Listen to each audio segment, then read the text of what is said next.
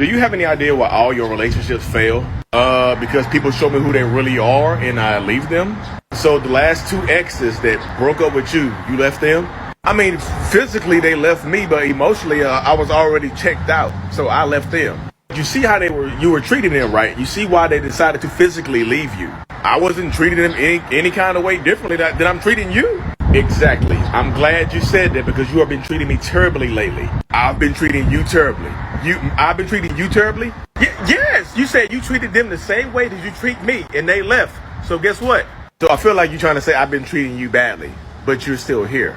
So if you treat everybody the same way and they physically leave you, then you're the common denominator. But I don't have anything to do with that. The common denominator is zero then, so it's undefined. Oh my God, undefined?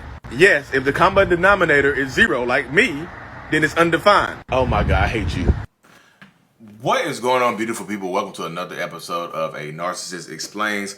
I am self-aware diagnosed narcissist Lee Hammock, and I use my platform on social media to raise awareness for NPD, get more people into therapy, and also validate the victims and survivors of said disorder.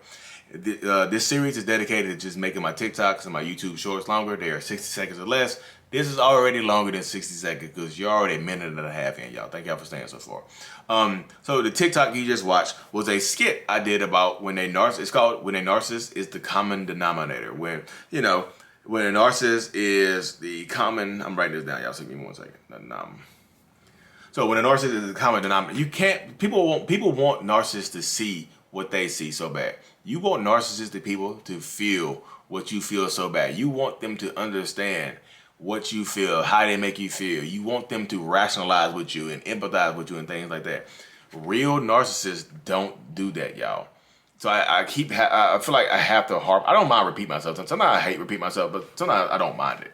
Because if you decide to stay with that narcissistic person, this is your life. Look in the mirror right now.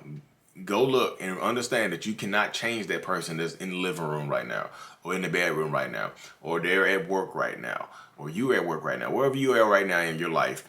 You cannot change that person. That person is self-serving and they're going to serve self first. They just have we are going to stroke our egos before anything, even before you.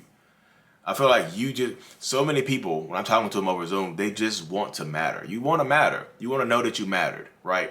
You want to know, you want to try to get your point across like, hey, if all your exes have broken up with you for the exact same reason, right? Yes. Wouldn't you say that you were the problem? No, because that exact same reason makes them the problem. It's just like when I show people that exact same reason and they decide to leave me, that's on them. That's a them thing, not a me thing. I can't change me. They try to change me, and I'm not gonna change me, so they leave. That's on them. I'm not the common denominator. They are. You see how that works right there? The common or how it'd be funny in that skit. The common denominator is zero because I didn't do nothing. You know what I mean? When the common denominator is zero, the equation, the math equation is undefined, isn't it? You see how smart that is? And that's narcissist gymnastic. That's narcissistic gymnastic math right there. That's the mental gymnastics that a narcissistic person will do to justify our actions and our behaviors and things like that. So many people, you want them to see it, y'all. They see it. They know it. They acknowledge it, but they won't come to the same conclusion as you. You know what I mean? They just won't do that. I try to wake people up and open their eyes to it, but some people, you don't want to hear it. I tell you, because y'all see me and you think I understand what you're going through. I don't understand so let me say that. I understand what you're going through, but I can't put myself in the shoes and be like, okay, I know what you're going through, but I would still stay. No, my mind's just like, leave. I'm just like, I wouldn't stay through that. My mind's just like, I'll leave. But I know why you stay. I understand that. But that doesn't make me, like I said, that doesn't make me less narcissistic because I'm just like, my mind's just like the logical thing. It would be just leave. But I know people process trauma. The human mind works differently and things like that. And let me, again, y'all, this is not victim shaming, victim blaming. This is victim empowerment because I'm trying to get you to transition from victim to survivor to thriver to new person. You're a whole new person, a whole new world. Aladdin. Shout out to Aladdin. But you have to be the one to do that, y'all. You can't force it. Like, you can write it down, you can write a note. You can convey your feelings all you want to. The narcissist in our mind, our self-defense mechanism is to protect our ego. So we're going to protect our egos at all costs. So when you try to get the narcissist to admit that they were the problem, that's like trying to get them, that's exactly trying to get them to take accountability for the stuff that they've done in the past and the stuff that they are currently doing to you. Accountability can only be achieved through leverage. You have why would they, so are you going to leave them for the same reason? If not, you can't hold that person accountable. What kind of leverage do you have over that narcissistic person? I always say leverage. Leverage is the key. Leverage. You have to have some type of leverage over this person to elicit any kind of discernible or measurable change from that person. You just have to. Like, if you don't have leverage, you don't have anything. You know what I mean? That's what I keep telling people. Like, you have to be the one to stand in your truth and stand in your power. It has to be you. It just does. And that's what I tell people. It has to be you. It has to be you. You can't hold that person accountable. Like, how do I talk to him then? If you want to stay in a relationship like this, you have to go right to the point. Hey, you're the problem. You did. And don't engage. I know it's hard to do this. Say your piece. Say what you have to say to that narcissistic person, but don't engage in an argument with them. Because a simple 2 minute conversation, a simple 2 minute conversation or a 2 minute statement will end up being 4, 5, 6 hours. You got 6 hours to argue about something that you already have the answer to. You got 6 hours to eat some word salad with no dressing. Is that what you want to do? Say your piece and don't engage. If they want to engage and talk, let them talk to themselves. Like, I shut down. Say your piece. Hey, look, I don't like the way you've been treating me. I don't like how you did this. Like, you're doing exactly what you did to your exes, and I don't appreciate that. I don't enjoy that. I need some kind of change. You can say that.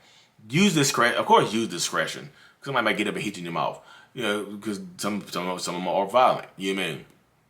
Some of them might choke you out. Some of them might leave. So what? They leave. That's the less of a burden on you. That's your answer. Them getting up and leaving is your answer. Them trying to argue against it is your answer. Them trying to skirt any accountability is your answer. You don't have to argue for 4 hours because you argue for 4, 5, 6 hours through all times of the night in front of the kids, and you still won't have the answer. You could have just said what you said and left and have the same conclusion as a 6 hour conversation. Because one of a narcissist's tactics to get you to submit to them, to get you to be quiet, to get you to just give up, is exhaustion. They just want to exhaust you. You're just tired of arguing, so you just say, okay, you're right. Okay, thank you for saying I'm right. And they'll take that. I know you're just throwing in the white flag because you're tired, but they take that you throwing the white flag in as a literal acceptance of their behavior. So that's why I say don't argue, don't engage. I know it's easier said than done, but your reactions, your reactions and your ability to not react are your power. They just are. So that's why I tell people you have to be able to stand in your presence, stand in your power, and stand in your truth. Because if you don't, you lose.